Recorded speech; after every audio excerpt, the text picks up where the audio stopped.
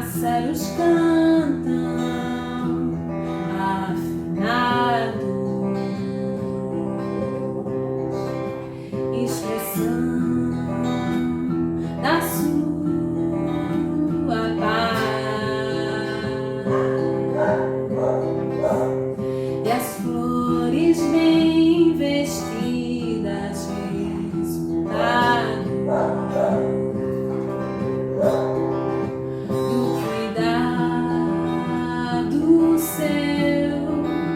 ó Pai, minha voz tentar sem cansar te alcançar, na real você nunca esteve longe assim.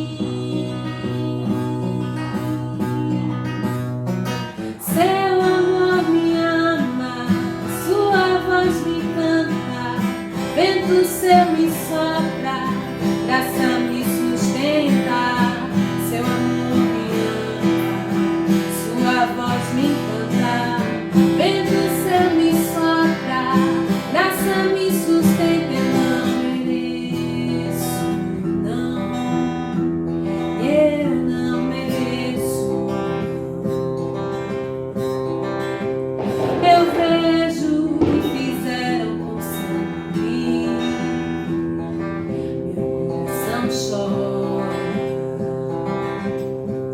Ouço o que fizeram com seu nome, meu coração grita.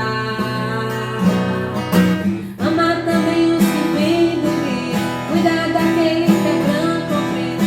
Meu Deus é negro, meu Deus é lindo, Deus é mulher, Deus é menino. Ama também os que vêm do gueto, cuidar daquele que é branco ou preto. Meu Deus é negro, meu Deus é lindo, Deus é mulher, Deus é menino.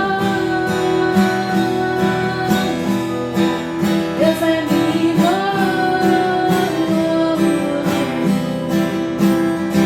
Eu vejo o que fizeram com São chora. Eu ouço o que fizeram e o que fazem com seu nome, meu coração grita. Ama também os que vêm do gueto, cuidar daquele que é branco ou preto. Meu Deus é negro, meu Deus é lindo, Deus é mulher, Deus é menino. Ama também os que vêm do gueto, cuidar daquele que é branco ou preto. Meu Deus é negro, meu Deus é lindo, Deus é mulher, Deus é menino. Ama também os que vêm do gueto, cuidar daquele que é branco ou preto. Ama também os que vêm do gueto, cuidar daquele que é branco ou preto. Meu Deus é negro, meu Deus é lindo, Deus é mulher, Deus é menino. Deus é menino. Deus é menino.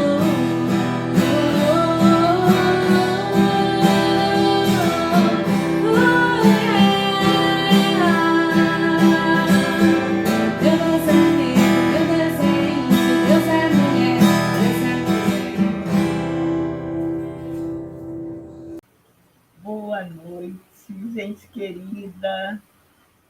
Bem-vindos, bem-vindas, bem-vindes a todos vocês que vêm ensaiando conosco a profecia para os nossos tempos a cada semana. Boa noite, Mariana Ivaneide.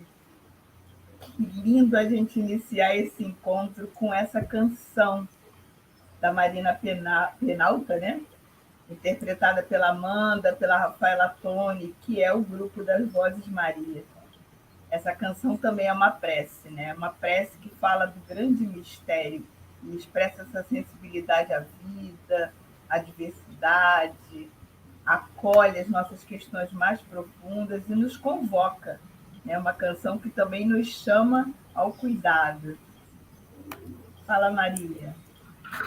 Boa noite, Rose, e boa noite carinhoso, mas também bom dia, boa tarde para quem vai nos acompanhar em um outro momento, a todos nós que estamos nesta caminhada de exercício da profecia. O ensaio desta noite traz como tema a profecia das mulheres hoje, nas religiões ancestrais e na Bíblia. E é muito importante observar, Rose, que o hoje é o nosso ponto de partida. É a partir do que somos, de como compreendemos o agora, mas também a partir do agora, do nosso momento histórico, que somos capazes de olhar tanto para o ontem da história, não é? Como para o nosso hoje. E a história nem sempre foi tão justa com as mulheres. Muitas vezes, a atuação das mulheres, a sua vida, a sua profecia foi obscurecida, foi invisibilizada por quem conta a história. E faz parte da nossa profecia hoje também resgatar, recontar essa história a partir das nossas experiências e de nossos corpos. Só de você falar isso já tem uma mistura de emoções dentro de mim, né? Que tem uma reverência a essa história e uma dor que vem junto, sabe? Parece que as duas emoções chegam em mim. E aí a gente sabe que cada semana a gente está construindo esse ensaio dentro da gente. Também nas nossas histórias, também nas nossas comunidades. Cada ensaio vai fazendo com a gente um caminho, né? Um caminho de saberes, mas também de potência, de força. E é importante aqui lembrar que esses ensaios são tecidos com muitas pessoas, mas também com você, né? Você que está aqui a cada semana acompanhando com a gente essa ciranda, né? Eu gosto de falar de um giro, de uma roda que a gente vai construindo junto. E nessas parcerias, vamos lembrar que tem a comunidade Bremen, que vocês já conhecem, que a gente está junto nessa parceria, mas está muito bonita. A gente está trabalhando de mãos dadas com o CEBI, com o MEL, com o Movimento Nacional de Fé e Política e com a coordenação de pós-graduação do curso de Ciências da Religião da Unicap. Verdade, Rose. São muitas mãos dadas nesta linda ciranda. E a ciranda, ela nos traz essa imagem das mãos dadas, dessa circularidade, mas também da festa, né? Cada encontro é uma festa. E lembramos aqueles e aquelas que se inscreveram em nosso curso que você não pode deixar de preencher o formulário de frequência, que está logo aqui na descrição do vídeo, e aqueles e aquelas que desejarem também são convidados a participar de nosso grupo de WhatsApp. Para isso, basta direcionar seu celular aqui para o QR Code, que aparece também aqui na tela. Você dizia agora, Nivaneide, que faz parte da nossa profecia hoje resgatar, recontar essa história a partir também das nossas experiências, dos nossos corpos. E você me fez lembrar de um texto da nossa querida amiga, a pastora metodista Nancy Cardoso, em que ela parafraseia um dito de Jesus: ouviste o que foi dito, eu porém vos digo. E aí a Nancy e outras biblistas latino-americanas nos provocam, dizendo: ouvimos o que foi dito, mas nós mulheres dizemos. Então, vamos ouvir o que está sendo dito por nós mulheres em muitos lugares e trazer agora uma partilha de um coletivo feminista do Rio de Janeiro, aqui na minha terra, que são as Madalenas. Elas são chamadas no meio da pastoral da juventude, mas estão florescendo na reflexão teológica feminista em suas comunidades ao longo do nosso Brasil, não só no Rio de Janeiro. Vamos ver as meninas.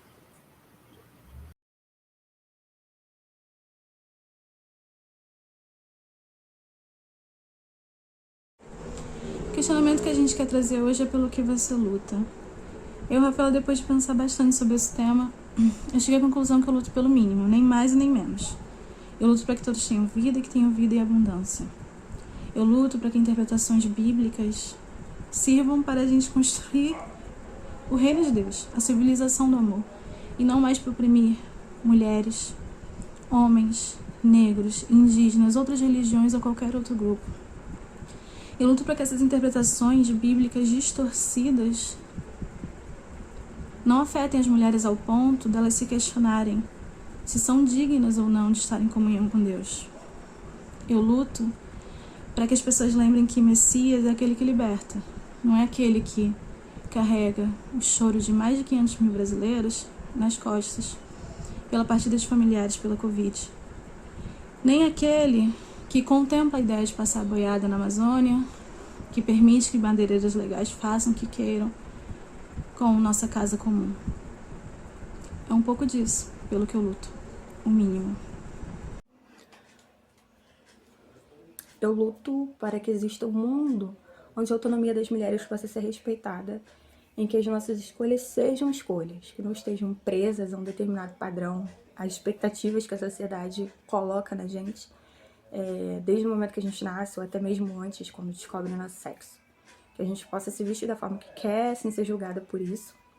Que a gente possa escolher se vai se relacionar ou não com determinada pessoa e que isso não possa ser um motivo para que a gente sofra violência ou seja assassinada. Que a gente possa escolher se vai ter filhos ou se não vai ter filhos e ninguém questione isso por a gente ser mulher. Que a gente não se sinta cobrada a atingir um padrão de beleza que é inatingível no final das contas e que não gaste tanto tempo, energia e saúde mental com isso, que nenhuma mulher adoeça por causa disso, que as mulheres se sintam bem dentro de seus corpos. É por esse mundo que eu luto. Eu luto para que as mulheres possam ocupar os espaços que desejarem, inclusive na ciência. Eu luto para que as mulheres não precisem usar trajes e disfarces para ter acesso ao conhecimento e à formação. Eu luto para que as suas descobertas e contribuições sejam reconhecidas e elas recebam os méritos pelos seus feitos, e não seus parceiros. Eu luto para que as mulheres sejam valorizadas, assim como os homens são valorizados, e que mesmo desempenhando a mesma função, são melhor remunerados do que as mulheres. Eu luto para que cada mulher reconheça o seu valor e reconheça a sua importância, e que cada uma delas possa sonhar e correr atrás dos seus sonhos, e que eles sejam possíveis de ser alcançados. E para isso, a sociedade precisa entender que nós também somos importantes. Eu luto para que nós mulheres possamos ter voz, vez e lugar, para que possamos ter esperança num lugar melhor. Eu luto para que nesses tempos de pandemia a gente consiga de fato enxergar quais são as suas prioridades, que cada pessoa tem seu valor e a sua importância, que não são meros números, meras estatísticas, que todas as vidas importam. Todas as vidas importam e elas devem ser priorizadas. Todas, sem exceção. Eu luto para que o nosso coletivo floresça, que crie impacto nesse nosso solo, nessa terra-mãe, nessa nossa gente e nessa nossa vida.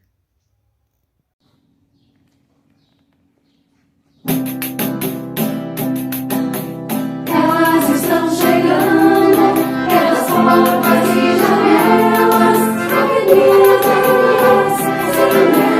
elas estão chegando, elas estão chegando, pelas portas e janelas, avenidas, elas estão chegando.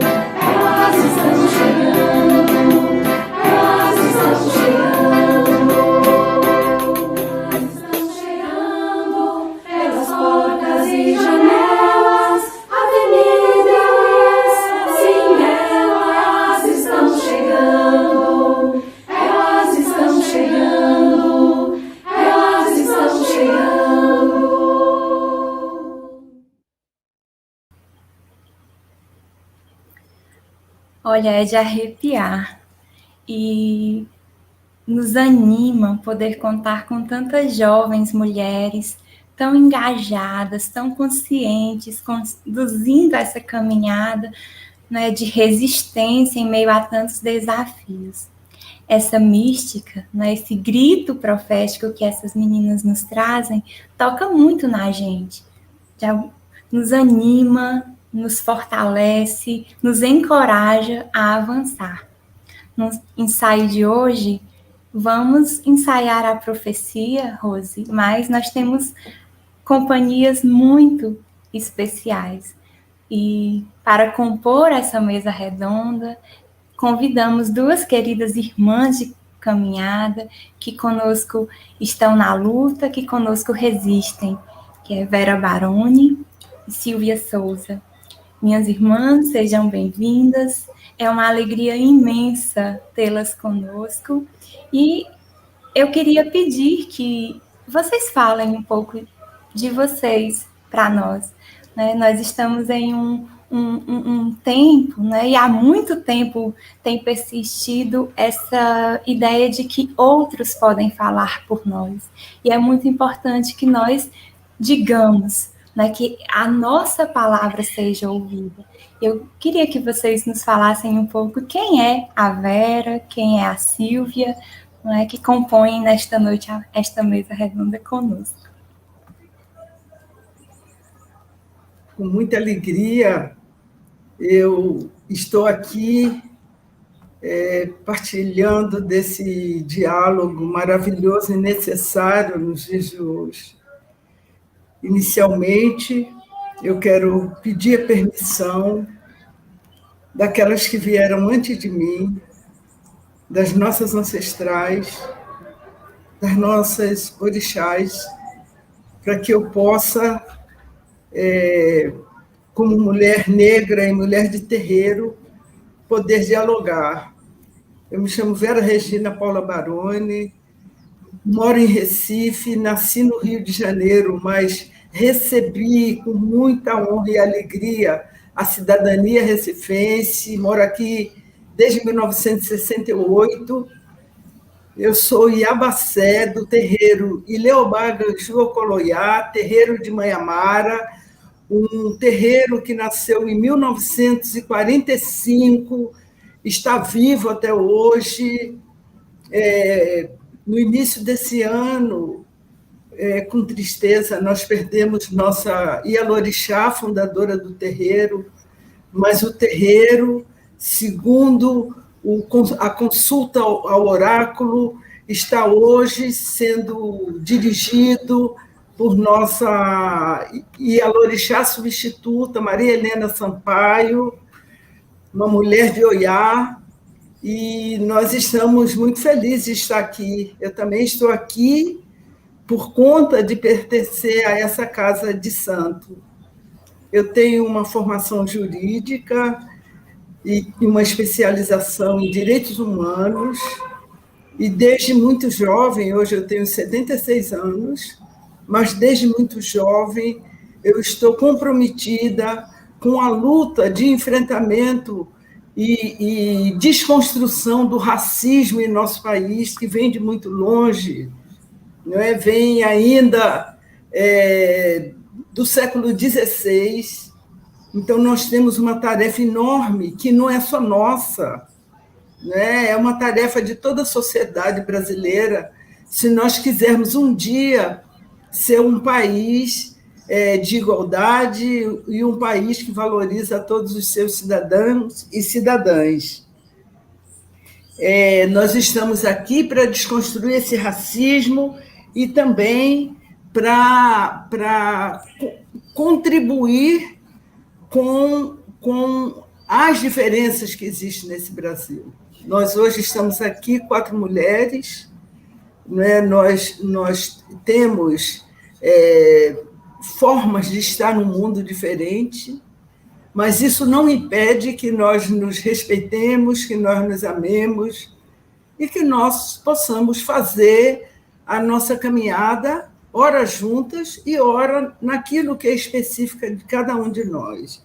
Então, o respeito à diferença, a luta para romper com todas as opressões, especialmente todas as opressões contra as mulheres, tem sido a minha trajetória de vida, e eu espero em Olorum, que é como nós nomeamos nosso Deus, que nós possamos continuar seguindo até aquele momento da nossa passagem. Então, muita alegria de estar aqui e tenho certeza que vai ser uma roda muito linda. Axé. Axé. Axé, Vera, sua bênção. Essa nos abençoa. Pedindo a bênção à Vera, eu peço a bênção a toda a ancestralidade. Paz e bem a todas, todos, todes. Saudação especial para minha irmãzinha Nivaneide, Rose querida, que eu tenho aprendido a admirar durante os ensaios que acompanham. Então, eu sou Silvia Souza, sou mulher negra e preta, que faz uma diferença na história do povo. Nascida no ano de 64, um ano forte, né? Na cidade de Caruaru, que fica no agreste de Pernambuco. A minha família, né, meu pai, minha mãe, 2 irmãos, a gente migrou para o Recife em 1970. E a minha mãe, a primeira mulherista que eu conheci, ela entendia que naquela época Caruaru não tinha escola pública que oferecesse condição de estudo para nós. E a gente não tinha dinheiro para uma escola particular. Aqui em Recife eu estudei, trabalhei, casei, tive uma filha, Érica, que hoje está com 27 anos, e que também me pariu, né? Aquela história de que quando nasce uma criança, nasce também uma mãe, né? Minha filha, que desde os 10 meses de idade, vive num núcleo familiar composto apenas por nós duas. E desde muito pequenininha, ela aprendeu a dizer, minha mãe é mãe solo. E voltando à minha história, né, até os 14 anos eu cresci no subúrbio, onde a maioria era igual a mim, né, gente preta e pobre. Quando eu passei na seleção para estudar no antigo Instituto de Educação de Pernambuco, IEP, é que eu descobri que uma preta, tida como gorda e feia, tinha mesmo que se destacar estudando muito. Foi o que eu fiz até chegar na UFPE, e posteriormente na Universidade Católica, onde eu trabalhei, onde eu estudei e trabalhei também, trabalhei por 34 anos. Nesse caminho, a minha formação se deu em muitos lugares, no movimento dos focolares, na pastoral da juventude meio popular, no movimento negro unificado, no encontro de casais com Cristo, nos cursilhos, e mais tarde eu pude sofrer na pele o preconceito contra as mulheres descasadas. E foi justamente nesse momento que eu fui buscar na Bíblia uma divindade que me visse, que eu também a visse, que me acolhesse. E aí eu encontrei na roda de mulheres, na espiritualidade peregrina, do grupo de peregrinos e peregrinas do Nordeste, na leitura popular e libertadora da Bíblia, né, de um modo especial a leitura que se faz no Centro de Estudos Bíblicos, o CEBI, eu encontrei uma divindade que vê, que ouve, que desce, que caminha comigo, que caminha conosco, mulheres, gente sofrida, uma divindade que nos acolhe como acolheu Agar. E é isso que eu tenho sido, essa mulher acolhida e que tenta acolher. Eu quero agradecer profundamente esse convite para estar aqui nessa ciranda, ensaiando a profecias, juntas, juntos e juntos. Gratidão profunda. Silvia, nós agradecemos a presença e desde já a gente pode marcar isso, não é, Rose? Nosso ensaio vai sendo construído também deste clima de sororidade. Com a fala das meninas, a gente pode retomar o termo, né, da Vilma, né, da Vilma Piedade, que ela fala da dororidade que as mulheres negras compartilham, e a gente vai abrindo, né, abrindo os olhos, abrindo o coração e acolhendo a profecia que está aí, né, que já está nos nossos corpos. Rose? Eu ia dizer que eu me sinto numa fogueira, numa clareira, com árvores em torno da gente. Queria convidar quem está com a gente a sentar nessa clareira, com a força das árvores. Que a gente pegue essa força, que a gente acolha essa força que está nos nossos ancestrais, em todas as mulheres que nos trouxeram até aqui. E aí a gente pede licença um pouquinho, a gente vai trazer uma memória dessas mulheres agora, eu e Niva, e aí Silvia e Vera vão esperar só um pouquinho, daqui a pouco a gente volta para a mesma fogueira. Tá bom? A gente agradece demais e vamos, assim, olhar, fazer uma experiência de contemplação desse caminho das mulheres.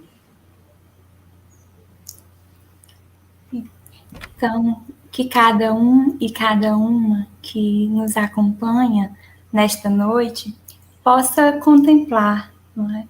Também cada rosto feminino, cada imagem que vai aparecer aqui, e que se deixe afetar por essa imagem, que este ensaio, de um modo geral, nos convoque a isso que Rose falava, a esse sentimento de reconhecimento e de reverência que, né, diante de cada narrativa feminina. Né? Então, vamos começar projetando algumas imagens da artista plástica cubana, Harmonia Rosales, que usa a sua arte para levantar temas atuais como a questão da cultura afro, o orgulho negro, a representatividade, está aí a Harmonia, né? Mais do que usar obras clássicas para reinterpretá-las, a pintora confere o protagonismo delas às mulheres negras, né? Como nós estamos vendo aí, nessas imagens, a grande maioria foi retirada do Instagram da Harmonia, né? A maioria dessas pinturas recria as obras clássicas, nas quais dificilmente aparecem protagonistas negros e negras.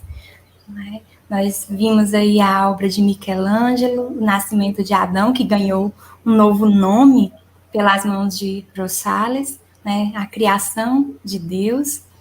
Nós vemos a crucifixão, mas também nós temos uma Madonna, não é?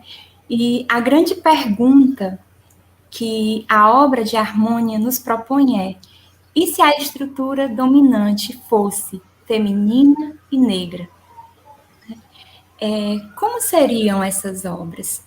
Né? E ela usa da sua arte como uma arma na batalha em curso contra a indiferença e a inação. Né? A sua arte é sinal, é a base, né, de sua resistência. Resistência, Ivanilde, é a palavra que vem marcando a luta dos nossos povos, a luta das mulheres. São tantas irmãs que lutaram e comprometeram suas vidas na luta pela vida, não pela vida pessoal, pela sua própria integridade, mas também pela integridade de cada pessoa do seu povo. Em nosso primeiro ensaio, nós conhecemos um pouco da vida e da luta da Leia Soares. Ela é presidente do Sindicato dos Trabalhadores e Trabalhadoras Rurais de Massaranduba, na Paraíba. E hoje nós queremos fazer memória de mais algumas mulheres. Da irmã Dorothy Stang, da Terezinha Rios Pedrosa, da Francisca das Chagas Silva, de Marielle Franco, Kátia Martins, de Maria do Espírito Santo, mulheres que foram assassinadas por causa de sua luta pela justiça. Além dessas ativistas e de tantas outras que perderam a vida na luta pela justiça, nós fazemos memória também aqui dos muitos movimentos de resistência de mulheres, que também são sinais de esperança e de lutas pelo Estado laico, pela igualdade de gênero, esses movimentos também são profecia. Nossa, que profundidade! Se a gente para olhar cada rosto, cada um desses rostos, tanto dos que você foi trazendo, Nilvaneide, mas enquanto você falava, era como se passasse na minha cabeça um filme com outros rostos femininos, sabe? Claro que não cabe aqui no programa para a gente visualizar todos, mas a gente pode trazer todas no coração. As que a gente está lembrando agora e as que a gente não lembra. As que a Rua Divina lembra, que a força da ancestralidade está presente até, né? Sempre nos ajudando. Então, não há como a gente não recordar também protagonistas que trouxeram uma atitude, uma presença de liderança, tanto no passado, né, nos alimentando até hoje, como hoje. E, por exemplo, a Zilda Arnes, quando funda a Pastoral da Criança e da Pessoa Idosa. E hoje a Odia Barros, nossa querida pastora da Igreja Batista do Pinheiro, a Nancy Cardoso, que citamos há pouco, da Igreja Metodista, que, unidas a tantas outras teólogas, propõe essa leitura feminista da Bíblia, né? E nós, o que dizemos? A Ivone Gebara, que depois de tantos anos de luta, foi reconhecida, está sendo cada vez mais reconhecida depois de tudo que ela já sofreu, mas essa semana recebeu o maior prêmio da sua terra, o Prêmio João Batista Libânio, que é para teólogos e teólogas latino-americanos. E foi muito lindo ver a Ivone ser reverenciada, porque junto com ela a gente está se percebendo, né, assim, com uma visualização que não significa, a gente não vai se enganar, né, Vera e Silvia, não significa que seja um caminho de flores, mas significa que a gente aos poucos vai se impondo, se fazendo ouvir e sendo uma presença que ajuda a pensar a vida, a teologia a partir dos nossos corpos. Trazemos também, não podemos deixar de fazer referência à pastora luterana Romy Bank, do CONIC.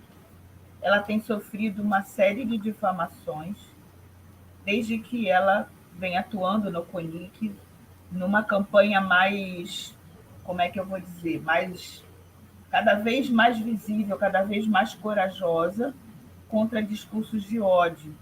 E no texto base da campanha da Fraternidade 2021, essa manifestação ficou cada vez mais clara. É engraçado que a manifestação vem de padres e mulheres, né? Homens e mulheres escreveram texto, mas caiu no colo da Romy Bank, não por acaso, toda essa reação de que coloca a Romy como infiel ao processo, né, ao qual ela é uma representante, que é o CONIC, como se ela estivesse fazendo um caminho de desvio, um caminho de separação. E o que ela vem denunciar e combater são as violências que a gente vem vivendo, né, com o racismo, com a misoginia, o preconceito cada vez mais presente com a comunidade LGBTQI+. Então, ao contrário, é realmente uma construção de falácias, inclusive de fake news, que vem comprometendo a atuação não só da Romy, né, mas do que a Romy representa. E a gente também quer fazer lembrança aqui das referências das mulheres das religiões de matrizes africanas. O ensaio da semana passada foi próprio sobre essa experiência, né? Foi um ensaio com muita reverência. E hoje a gente quer lembrar da mãe Estela de Oxóssi, né? Da mãe Estela, que foi uma grande referência para a comunidade, para as comunidades de terreiro, né? Realmente uma matriarca.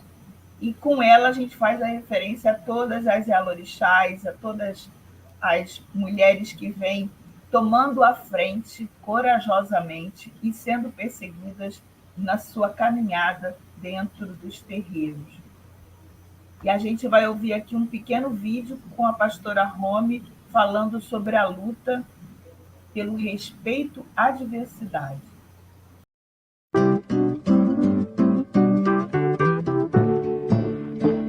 partir da nossa fé cristã, eu compreendo que a unidade tem relação com a nossa capacidade de convivência e coexistência. Sempre vejo como um texto muito inspirador para a perspectiva da unidade o texto da Samaritana, em que Jesus, como homem judeu, inicia um diálogo com uma mulher samaritana. Nem Jesus, como homem, nem a mulher poderiam ter estabelecido esse diálogo.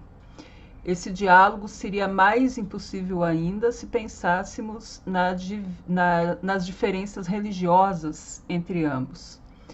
Mas após esse diálogo, Jesus acompanhou a samaritana até o povoado onde ela morava, e diz o texto bíblico de que Jesus ficou alguns dias ali convivendo com essa comunidade de pessoas samaritanas. No texto final, se a gente lê, está escrito lá que ao final, quando Jesus foi embora, os samaritanos creram nele. Compreendo que o creram nele é um sinal da unidade, porque samaritanos não deixaram de acreditar no seu Deus, como eles acreditavam, e nem Jesus, pelo fato de ter convivido esses dias com os samaritanos, deixou de ser judeu. Mas ambos descobriram que seria possível respeitar as diferenças e, ao mesmo tempo, conviver. Então, unidade, para mim, tem essa relação em se respeitar as diferenças de cada pessoa, as diferenças culturais, as diferenças de gênero, as diferenças religiosas, as diferenças raciais, acolher todas essas diferenças e não torná-las motivos de conflito. Os diálogos a serem desenvolvidos para que tenhamos essa tão sonhada unidade são inúmeros.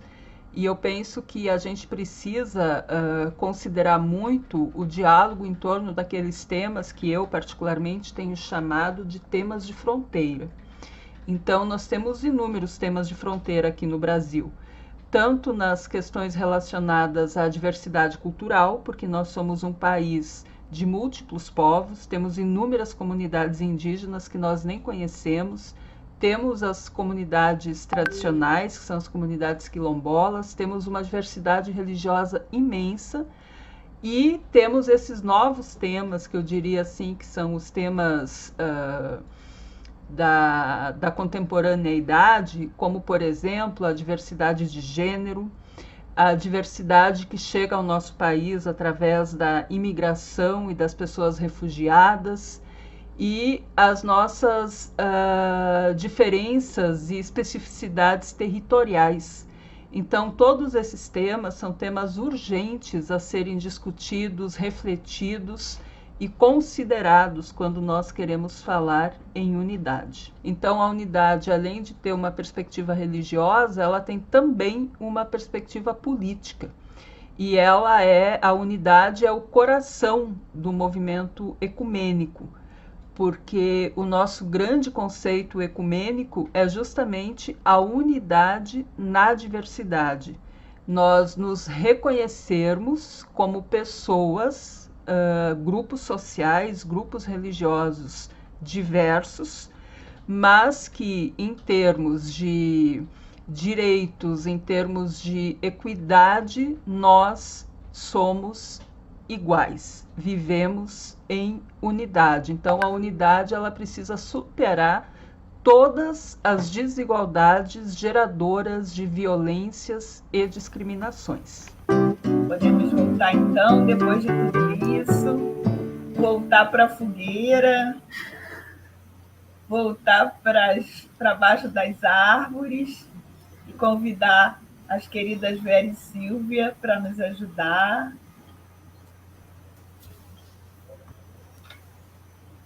Muito emocionante, né, Vera, ver a força dessas mulheres, né? E aí conta para nós, você que há tantos anos vem sendo profeticamente lutando, né, com a Rede de Mulheres do Terreiro de Pernambuco, né? Conta para nós um pouco sobre isso e quando você se depara com essas expressões femininas, né, tanto a canção da Marina Peralta como as pinturas que nós vimos aqui, reconstruções, né, corajosas das pinturas tão marcadas pelo masculino. E aí, como é que você vê isso, essas expressões proféticas? Fala um pouquinho de você, da sua experiência, e o que você pode dizer para a gente.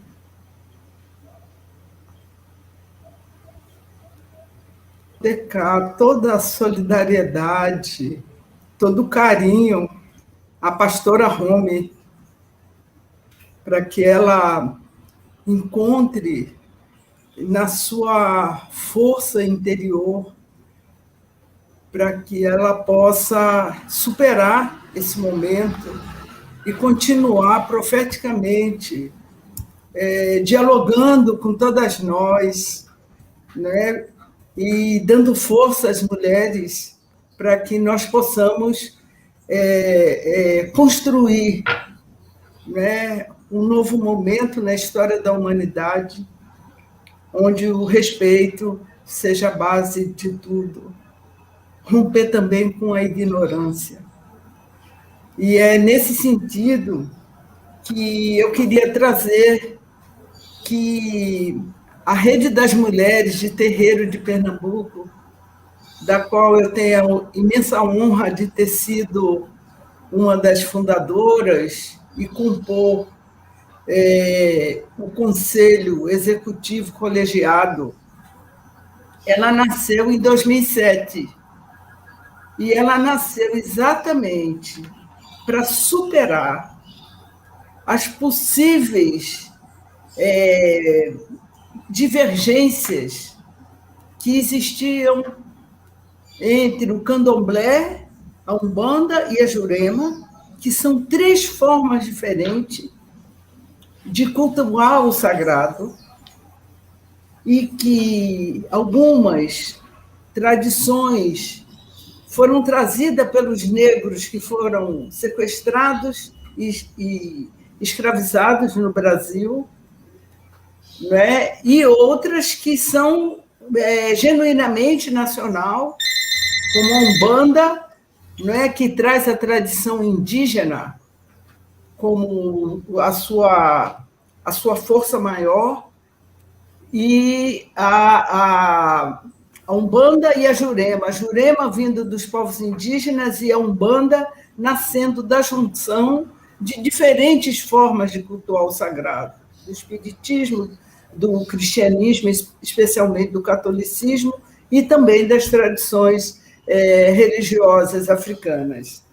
Então, nós nos constituímos para, de um lado, resgatar a nossa essência, o nosso sagrado. E nos inspiramos numa prática de um povo africano, especialmente que vive hoje em Gana, porque nós sabemos que a África é um continente composto por 51 países, 55 países, e em Gana vive um povo chamado povo Akan. Esse povo Akan não conheceu a escrita na sua origem, mas eles constituíram uma estratégia de repasse do legado ancestral através de figuras representando animais, folhas, né, e também representando traços geométricos. E, para mim, um dos mais importantes, ele tem um nome, porque todas essas figuras têm um nome, todos esses ideogramas têm um nome, e o nome chama-se Sankofa. Sankofa quer dizer que nunca é tarde, para que nós possamos voltar à nossa origem, à nossa ancestralidade e trazer para o hoje, não é, toda a possibilidade de dar continuidade ao nosso legado. Então, o Sankofa, para nós, é algo importantíssimo que nós nunca podemos esquecer. Por outro lado, reencontrar, né, essa ancestralidade e continuar trazendo legado, né, através do contexto que nós vivemos hoje. porque hoje nós não vivemos o contexto exatamente igual ao período colonial, mas o racismo religioso que foi construído nesse período histórico no Brasil, ele continua presente. Então, como é que nós vamos ter que enfrentar esse racismo, desconstruí-lo e, ao mesmo tempo, continuar caminhando para frente sem esquecer daquilo que a nossa ancestralidade nos traz? Então, a rede foi constituída a partir dessa visão e também da história das nossas diferentes orixás femininas, Nanã, Iemanjá, Oxum, Obá, né? E Oiá, que é aquela que é dona da minha cabeça, que é dona do meu ori, é a minha orixá ori. Oiá, também no Brasil conhecida como Iansã, uma orixá guerreira, uma orixá muito forte, né? Uma orixá que se manifesta na natureza através dos raios, da força, do movimento do vento. Então, é essa orixá que me guia, né? Da mesma maneira que outras também guiam cada um de nós para que nós possamos cumprir o nosso papel aqui no Aie. E depois prestarmos contas a Orum, para que nós possamos, então, podermos caminhar.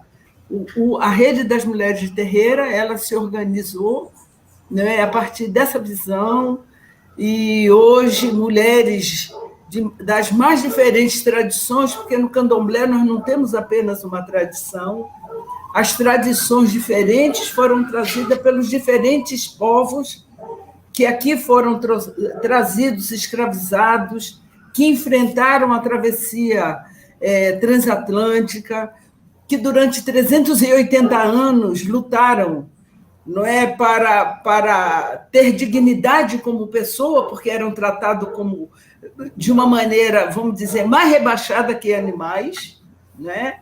E que durante 380 anos viveram sob o jugo da escravidão, cujos reflexos estão presentes ainda hoje na nossa sociedade brasileira. É por isso que temos que estar juntos, juntas, para podermos superar esse racismo, as opressões, as desigualdades e podermos viver numa sociedade que queremos iguais, numa sociedade que queremos iguais e que possa, enfim, trazer a pacificação no nosso cotidiano nesse país. Nós estamos vivendo um momento de pandemia e, nesse momento de pandemia, certamente, o racismo se manifestou de forma bastante explícita, porque o racismo no Brasil ele era tratado de forma escondida, né? Falava-se, inclusive, numa democracia racial, né? que nós não conhecemos e que nós lutamos a cada dia para superar. Portanto, a nossa luta é uma luta contra a opressão, contra a desigualdade de oportunidades, e também é uma luta para que nós possamos nos entender internamente e caminhar lado a lado dos diversos e diferentes na sua forma de expressar a sua espiritualidade. E uma live como essa é uma oportunidade de podermos trazer essas questões que, infelizmente, são tratadas muito pouco, né, no nosso cotidiano. E eu espero que essa live possa impulsionar ainda mais o nosso respeito pela diversidade da sociedade brasileira e da sua forma de estar no mundo e de cultuar sua espiritualidade. Obrigada, Vera. E é muito importante pontuar isso, que a profecia das mulheres se dá também quando as mulheres se dão as mãos, né? Se dão as mãos para assegurar a vida e se dão as mãos para assegurar que cada um seja e realize aquilo que é. Né? Então, muito obrigada pelo testemunho das mulheres de terreiro, né, pela rede das mulheres de terreiro aqui de Pernambuco. E eu gostaria de perguntar agora à Silvia, né, a Silvia que é uma sebiana como eu, e que há muito tempo vem fazendo esse exercício de leitura popular e feminista da Bíblia, né, este livro que é utilizado, instrumentalizado também para a opressão da diversidade, das mulheres, não é? E eu queria pedir, Silvia, que você nos ajude a compreender a profecia das mulheres da Bíblia de ontem e das mulheres da Bíblia de hoje. Gente, que maravilha. Eu ainda estou aqui encantada, né, com a fala de Vera. Quanta sabedoria, né? Quanta sabedoria, sabedoria ancestral que Vera traz na sua vivência presente. Gratidão profunda, Vera. Niva, Rose, toda a gente amada, para a gente pensar a profecia das mulheres na Bíblia, eu acho que convém a gente lembrar que a Bíblia, antes de ser escrita, foi contada. E antes de ser contada, foi vivida. E o viver, contar e escrever foram realizados em tempos diferentes, sobre vários modelos econômicos, políticos e religiosos diferentes. Porém, durante todo o tempo, com variações de intensidade, modalidade, se vivia sob a influência do sistema patriarcal. E qual é a base das relações patriarcais? É de que existem seres superiores e seres inferiores. E para provar a superioridade de um, faz-se necessário construir uma série de teorias que tentam convencer da inferioridade do outro ou da outra.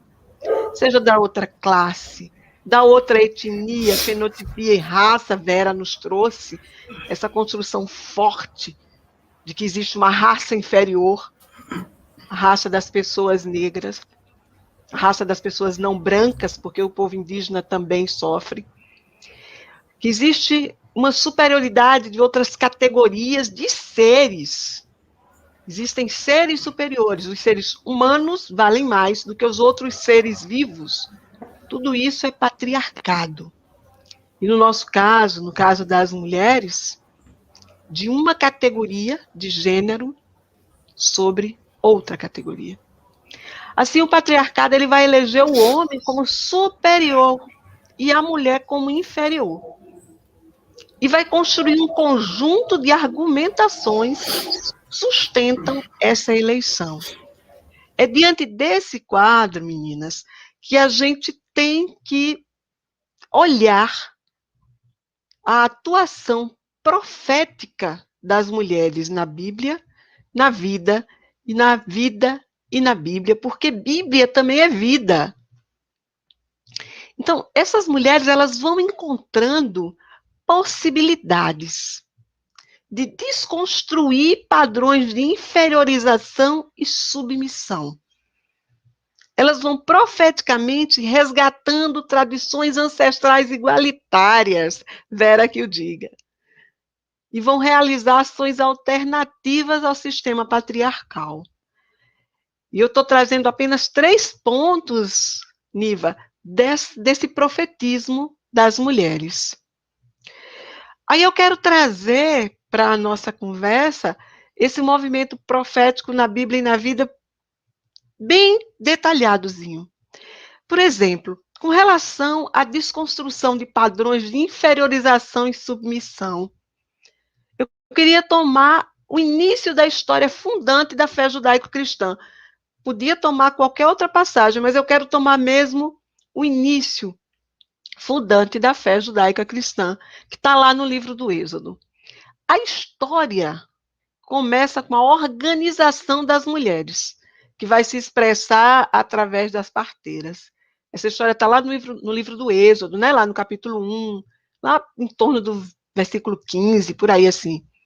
2 mulheres do povo, vai depender da Bíblia, vai se chamar Shifra, Shefra, Sefra e Pua, Puá, depende da tradução, mas são 2 mulheres do povo, 2 parteiras, que não se submetem às ordens do faraó. Agora vamos pensar, O faraó era considerado filho de Deus ou o próprio Deus na terra. E essas duas mulheres não se submetem e não matam as crianças hebreias. Como é que pode se sustentar uma ideia de que há um padrão de submissão e inferiorização das mulheres, quando a história da libertação começa com a organização e a insubmissão das mulheres? Um outro aspecto que eu queria trazer era a questão de resgatar tradições ancestrais igualitárias. E aí, a gente bebeu na Bíblia e vai bebendo na vida, porque vida e Bíblia e vida se encontram. No resgate das tradições ancestrais, Vera deu um exemplo maravilhoso, a vida dela é esse exemplo. Eu queria trazer uma vivência. Em uma peregrinação, eu faço parte do grupo de peregrinos e peregrinas do Nordeste, uma das nossas peregrinações, eu tive a oportunidade de conhecer a comunidade quilombola de Caiana dos Crioulos, que podia se chamar Caiana das Crioulas, em Alagoa Grande, lá na Paraíba. Lá eu conheci Cida Parteira, Fia e Nalva Cirandeiras, 3 mulheres que foram buscar no conhecimento e prática de suas ancestrais a arte de trazer crianças à vida, de produzir cultura, dança e cantos tradicionais. Desse jeito, elas conseguiram abrir as portas do quilombo para o mundo. Elas libertaram oprimidos e opressores. Por que elas libertaram oprimidos e opressores? Elas contam que antes as pessoas da cidade de Alagoa Grande, elas tinham medo das pessoas quilombolas. E vice-versa. As pessoas quilombolas também tinham medo das pessoas da cidade. Com a possibilidade dos cantos, das danças, da cultura, das cirandas, elas fazem cirandas, coco de roda, e também com o conhecimento ancestral dos partos naturais, as pessoas da cidade começaram a ir para o quilombo e as pessoas do quilombo começaram a vir para as cidades. E sabe o que é que elas me disseram? Que o preconceito ainda existe, mas o medo já foi superado. Um terceiro ponto que eu queria trazer era a questão de realizar ações alternativas, uma terceira forma profética das mulheres, é realizar ações alternativas ao sistema patriarcal. Aí a escritora nigeriana, Chimamanda Adichie, ela vai dizer que uma forma de ativismo é o ativismo silencioso. Eu chamo esse ativismo de profético, que ocorre dentro das casas, nos espaços fechados, como aquela mãe que distribui as tarefas da casa indistintamente para as filhas e para os filhos. Ou a outra que estimula filhas e filhos a brincarem com todo tipo de brinquedo. Ou ainda Dona Carminha, minha mãe, que exigiu do marido trazer a família para uma cidade onde a menina de 7 anos pudesse fazer o primário, estudar para ser dona do seu nariz. Quem sabe, Niva, estes sejam ensaios proféticos vindo da vida das mulheres, na Bíblia e na vida. Ai, Silvia, a gente vai querer continuar. Vamos ter mais um dia, né, Vera? Vamos marcar ensaio da profecia das mulheres nas regiões ancestrais, capítulo 2, porque aqui não vai dar tempo, né? Mas o que a gente quer mesmo não é concentrar informações, né? A gente quer trazer essa sabedoria que vai fazendo a gente se alimentar, respirar e renovar as forças. E aí, Vera, nesse caminho que a gente vem fazendo, parece que tem algumas, não sei, a Silvia falou de algumas características para a gente da presença da mulher na tradição judaico-cristã. Fala para a gente como é que você vê essas características das mulheres nas religiões ancestrais. Você conseguiria pensar assim, ó, isso sempre acontece, isso é importante, nos ajudar a pensar um pouco do rosto, o rosto feminino nas profecias? Pois não. Se nós olharmos o cotidiano dos diferentes povos africanos hoje, nós vamos perceber que as mulheres têm uma importância muito grande nas coletividades, como eles chamam, né? Porque a forma de se organizar politicamente na África é muito diferente da forma como os povos europeus se organizaram. Então, a coletividade tem um papel preponderante e as mulheres, elas são muito respeitadas no continente africano. Esse respeito, ele tem dois caminhos, ou ele tem dois braços, digamos assim. Um braço é o reconhecimento da ancestralidade, e o outro braço é a transmissão do legado. Então, ancestralidade e legado são dois momentos que estão juntos, mas são distintos. Então, para o Brasil, os povos que foram escravizados, os povos Nagô, Jeje, Angola, que foram trazidos de forma violenta para o Brasil, para a América como um todo, eles trouxeram também essa característica. Então, a transmissão do legado é uma responsabilidade das mulheres. Eu falei que nós temos diferentes tradições, né? A mais antiga as mais antigas, as vivências mais antigas estão no Rio de Janeiro e na Bahia. Na Bahia, por exemplo, é o berço do candomblé. Na Bahia, várias tradições religiosas de matriz africana, elas não fazem a iniciação de homens. Elas só fazem a iniciação de mulheres. Por isso, Mãe Estela, que foi citada por você, Rose, no começo desse nosso diálogo, é uma das muitas ielorixás, ou das muitas responsabilidades pela transmissão do legado. O legado é como nós estamos inseridas no mundo, como nós vivemos no mundo, como nós nos relacionamos no mundo. E também, né, sabendo que estamos no mundo, né, por vontade de um ser supremo e, ao mesmo tempo, trazendo diferentes formas de convivência. Então, as mulheres elas têm um papel preponderante nas religiões matrizes africanas, porque somos nós que geramos a vida. Somos nós que trazemos nos nossos corpos a vida. Então, a mulher, no candomblé, elas têm um papel preponderante, como eu disse. Porém, em alguns estados, como, por exemplo, no estado de Pernambuco, onde o patriarcalismo e hoje onde o racismo impera, né?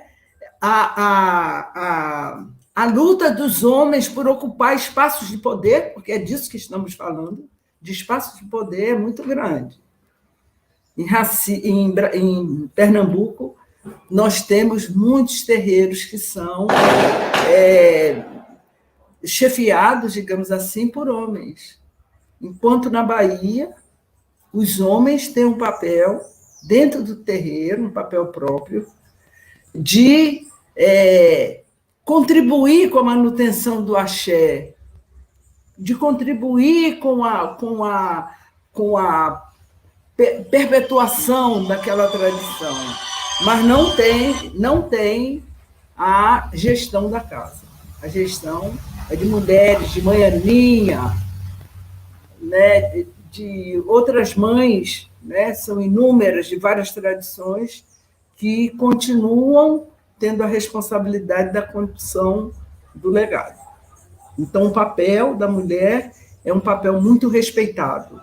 O respeito é a manifestação não só da ancestralidade, mas também da transmissão do legado.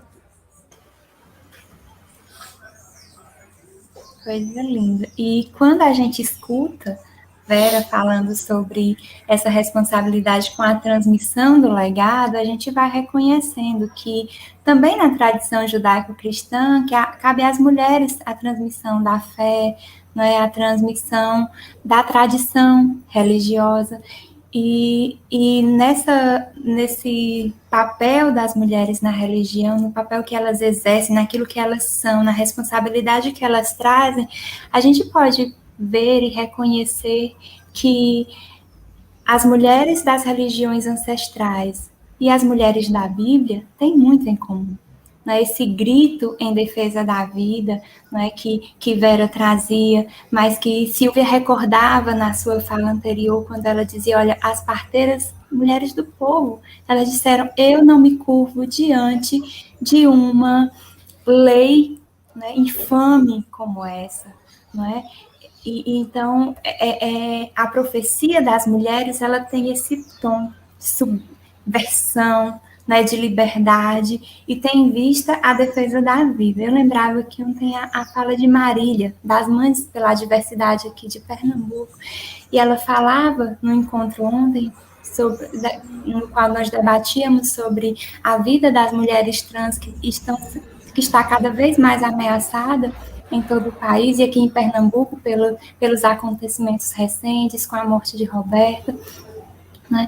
E a grande pergunta que Marília nos trazia, né, a partir da escuta das mulheres trans, é essa: onde é que os religiosos estão, né, quando os grupos conservadores da política ou os grupos conservadores religiosos nos oprimem?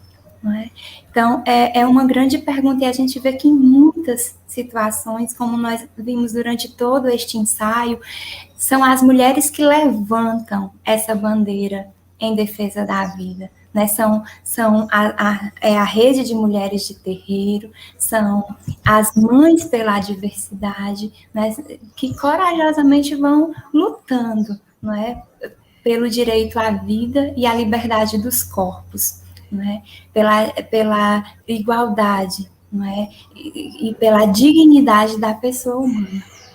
Então, a luta dessas mulheres nos anima e nos chamam a dar uma continuidade à profecia que elas exerceram e que exercem ainda com seu legado. Então, Silvia, como hoje nós podemos acolher toda essa tradição? Como entrar também nós nessa ciranda profética? Né? Muitas mulheres acompanham nossos ensaios e acompanharão em um momento posterior. De que forma nós podemos nos conectar com a força, com a potência, com o axé daquelas que vieram antes de nós e profetizaram hoje? Então, Niva, Vera, Rose, né? E todos nós que estamos por aqui, você traz um desafio: como entrar nessa ciranda profética. E aí eu quero trazer mais mulheres para essa nossa conversa, né? Na última quinta-feira, eu tive a oportunidade de ouvir, junto com outras pessoas, a teóloga e filósofa, né, Ivone Gebara. Ela nos falava acerca de espiritualidade. E ela estimulava a gente a viver a espiritualidade na escuta. A teóloga e reverenda anglicana Lília Conceição também vai falar da escuta qualificada, que é esse ato de parar e ficar atenta ao que a nossa interlocutora nos diz. Mas não apenas com as palavras, né, mas também no que revela com os gestos, com as ações, com os olhares, com os silêncios. Não apenas em um momento, mas no cotidiano da convivência. Eu penso que nos nossos dias, escutar é fundamental para que a gente possa se inserir no movimento profético das mulheres. Escutar as mulheres, suas dores, alegrias, desejos, possibilidade, presença, ausências.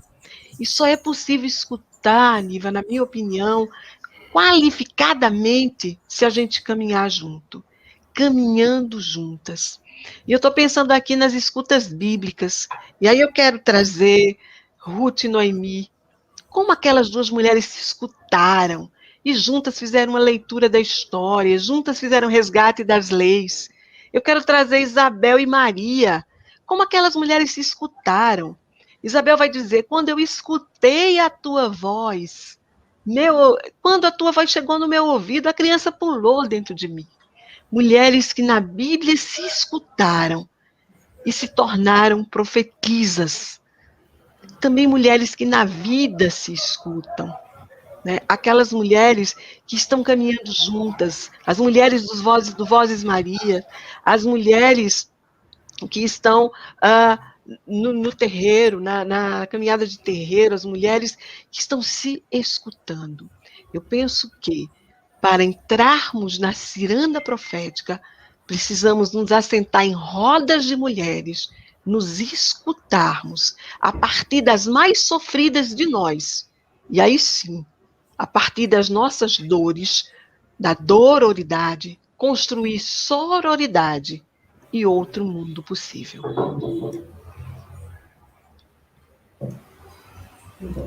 Esse ensaio está mexendo muito comigo. E essa fala final de Silvia, né? Eu acho que é o que nós estamos fazendo nesse momento, Silvia. Nós estamos sentando juntas para falar de dor e do que nos fortalece. Né? E aí eu queria convidar todo mundo que está aqui, nós também, eu, Maria Nivaneide, Silvia e Vera, mas todo mundo que está aqui junto com a gente, o Helder que está cuidando das câmeras aqui atrás, para a gente partir para uma ação concreta, sabe? Porque a gente está num momento forte de reflexão, mas é muito importante agir. E o convite que nós vamos fazer aqui é muito delicado, mas às vezes é o mais difícil que tem. É nós olharmos para as mulheres que estão próximas de nós. Olhar para a mulher que está do teu lado, que está na tua casa, na tua comunidade. Olha para ela, olha para o rosto dela, vê os sinais, olha para o corpo dessa mulher, vê os sinais dessa história nela. Contempla, é o templo sagrado que está diante de você. Faz uma reverência, conversa com ela como é que tem sido a vida, as lutas, as suas memórias, e agradece. Faz essa semana essa experiência de chegar bem pertinho de quem está mais perto de você, fazer essa contemplação e agradecer e dizer para ela o que ela significa na sua vida. Pode ser uma mulher, não importa o tamanho, não importa o quanto você vá dispensar do seu tempo para essa experiência, mas que seja um tempo significativo e forte para você também sentar nessa roda e participar dessa ciranda. E eu vou começar agradecendo a estas que compartilharam, que me deram as mãos na ciranda desta noite. Rose, Silvia, Vera, muito obrigada pela presença, pelo testemunho, pela profecia de cada uma de vocês. E como nós dissemos no início desse ensaio, cada ensaio vai dando as mãos um ao outro. E nós vamos descobrindo que a profecia é pessoal, né? Cada uma de nós tem a sua particularidade, o seu jeito de profetizar, mas também é coletiva, no contexto de cada momento histórico. Aqueles e aquelas que quiserem contribuir com este curso, não é? A chave Pix está também na descrição do vídeo. E eu vou começando este momento de despedida, não é, Rose? E agradecendo desde já as minhas irmãs que estão aqui, mas também a todos e todas que nos acompanham. Rose? Obrigada. Estou muito emocionada, assim, quando a gente fica emocionada não tem palavras, tem muita água dentro de mim e as palavras não estão fluindo muito fácil, não. A emoção está forte. Por que está forte? Porque eu sei que a gente precisa muito reverberar essa emoção, para além dessa ciranda, né?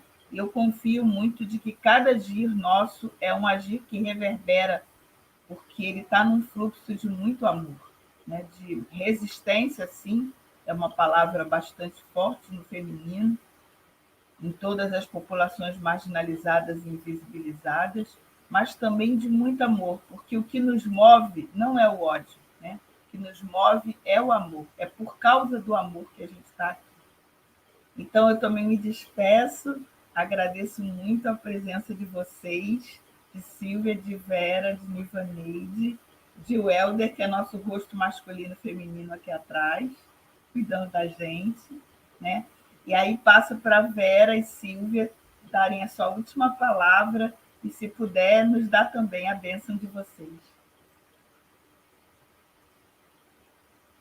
Quem quer começar? Silvia, começa. Eu começo porque eu quero receber a bênção e o envio de Vera, porque para mim é uma bênção muito especial receber o envio dela.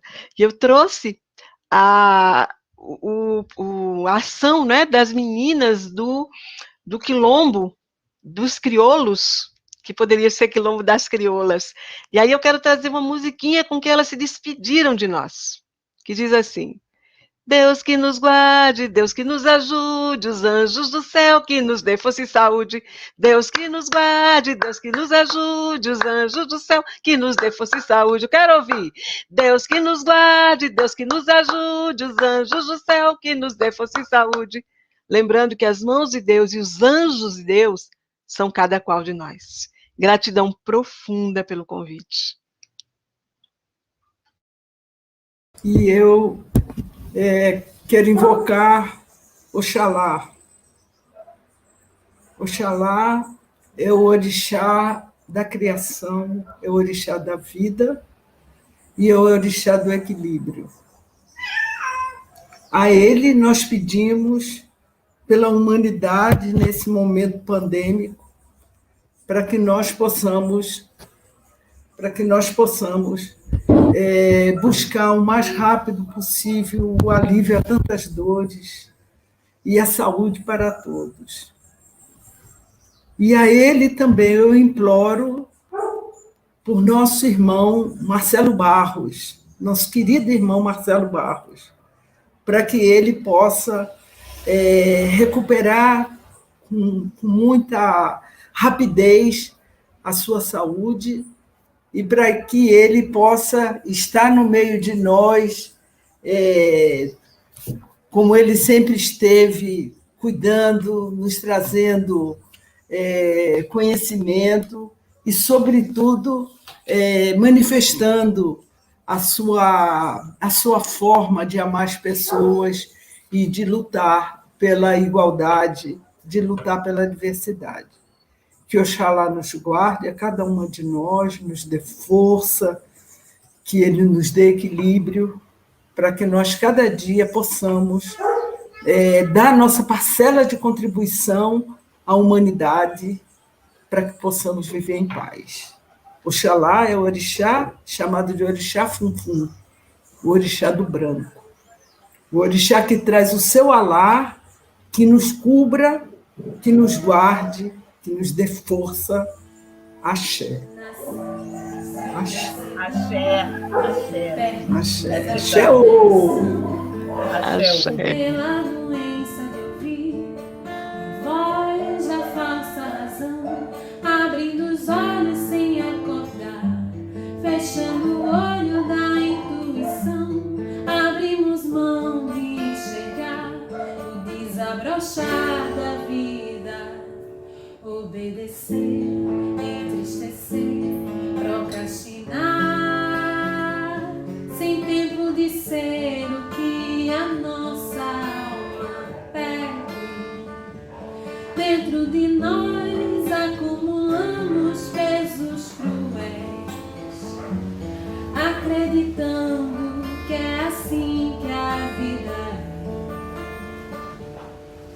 Nascemos sem decisão, perdemos a conexão pela doença de ouvir a voz da falsa razão, abrindo os olhos sem acordar, fechando o olho da intuição, abrimos mão de enxergar o desabrochar da vida, obedecer, entristecer, procrastinar,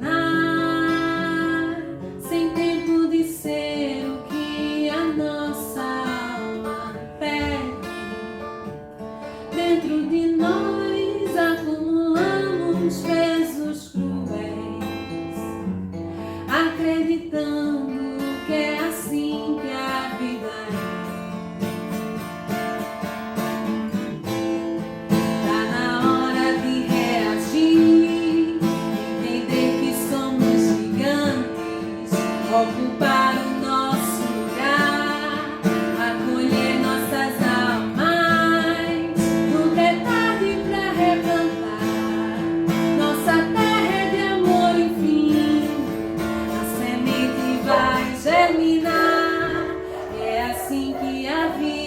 Jerusalém.